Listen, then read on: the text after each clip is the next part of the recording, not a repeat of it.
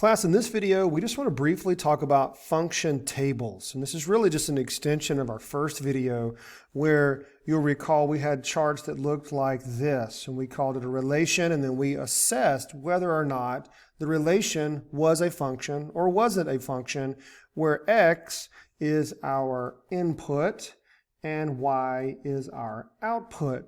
And I mentioned a rule. Now, a rule is this expression right here, y equals 4x plus 2.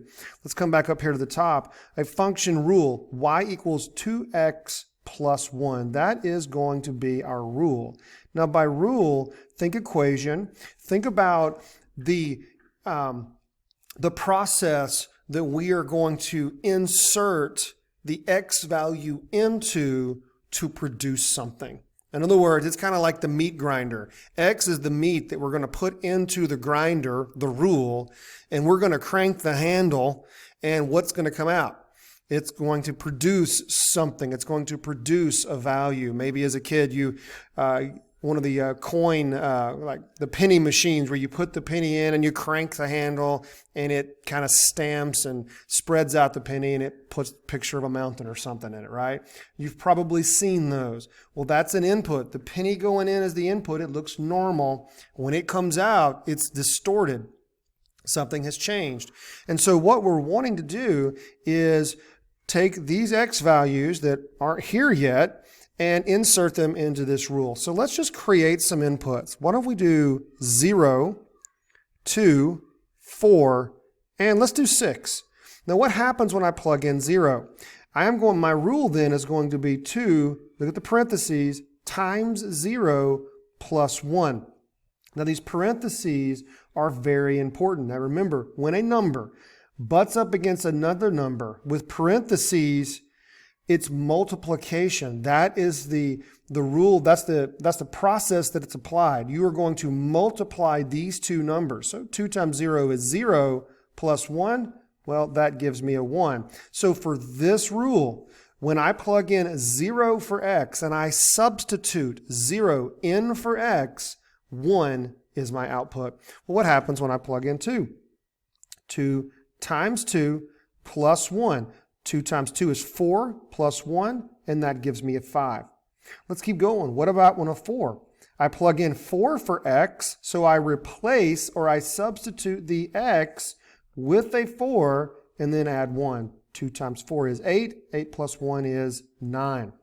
Last one, 2 times 6 plus 1. Again, I'm taking my input value, I'm inserting it into the equation where the x belongs, and I'm just, can't spit it out. It's substitution. 2 times 6 is 12. 12 plus 1 is 13. Now let's look at this real quick. When I have a 0, it gives me a 1. A 2 gives me a 5. A 4 gives me a 9. And a 6 gives me a 13. Each x value or input gives me a distinct y value. And this is a function. So this is a function rule. I'm never going to insert 0 into this equation and get something different than 1. I'm never going to insert 2 and get something different than 5, and 4 and get something different than 9, or 6 and get something different than 13. So this is your function rule, and this is what we would call, this whole thing here is a function table. Now you'll notice when I go to the example that I don't write down input and output. I did this earlier. All I do is x and y, and I don't write the rule in the middle. That is for illustrative purposes, okay? And that's all I did that for. Typically, we would write this t-chart just like this with an x and a y, and we know that if I insert, here again, let's do 0, 1, 3, and let's do 7, all right? Just making these numbers up.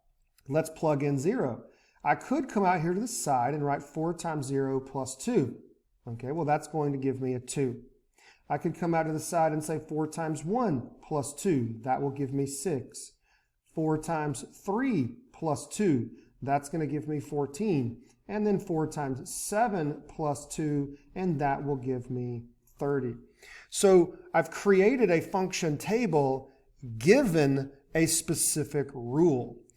Okay, so when I'm looking at these rules, we're going to typically write them in our class in the form of y equals mx plus b. We're going to be working with linear functions in this module for a while. And there are others, but that's where we're going to kind of camp out. So I hope this helps. Again, any rule, I'm substituting. That's the key word. I am substituting the input value in for x. Use your parentheses and then execute the math. I hope this helps, guys.